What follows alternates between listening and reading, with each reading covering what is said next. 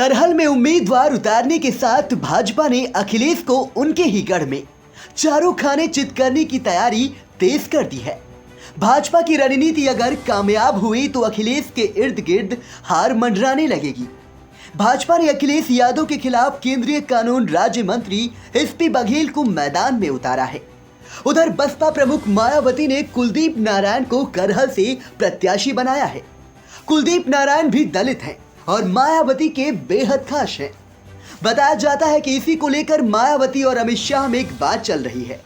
भाजपा प्रस्ताव भेज रही है कि मायावती करहल सीट से अपने उम्मीदवार का नाम वापस ले और भाजपा के उम्मीदवार को सपोर्ट करे। यदि ऐसा हो गया तो भाजपा को फायदा हो जाएगा। भाजपा की यह रणनीति इसलिए सफल हो सकती है क्योंकि मायावती अखिलेश यादव से बेहद नाराज हैं। वजह बताई जाती है कि अखिलेश ने ही बीएसपी को हाशिए पर धकेल दिया है।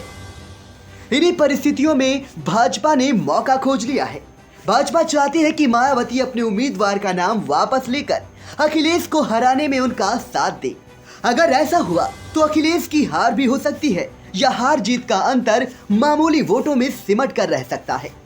दरअसल मायावती के साथ आने से दलित और गैर यादव वोटरों से भाजपा की स्थिति और अच्छी हो जाएगी।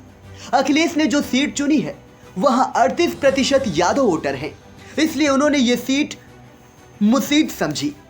इसके अलावा 17% दलित, 9% ठाकुर, 7% ब्राह्मण, 13% शाक्य, कुल 46% के आसपास अन्य वोटर हैं। इन्हीं वोटरों पर भाजपा बसपा की नजर है। अब अगर बसपा भाजपा के साथ आए तो ये समीकरण होगा। इसके अतिरिक्त 6% मुसलमान और 10% अन्य जातियां हैं, जिससे कांटे की लड़ाई हो सकती है।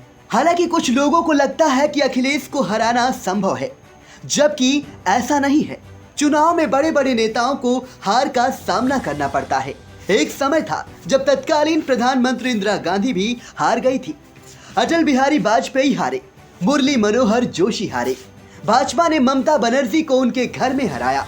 अब अगर भाजपा की रणनीति कामयाब हुई और करहल सीट पर मायावती भाजपा के साथ आई तो अखिलेश की मुश्किलें बहुत बढ़ जाएंगी, क्योंकि जिस सीट से अखिलेश मैदान में है वहां भाजपा एक बार जीत भी चुकी है। इसी उम्मीद से बीजेपी को लगता है कि वहां जीता जा सकता है, इसलिए भाजपा मायावती को मनाने में लगी है।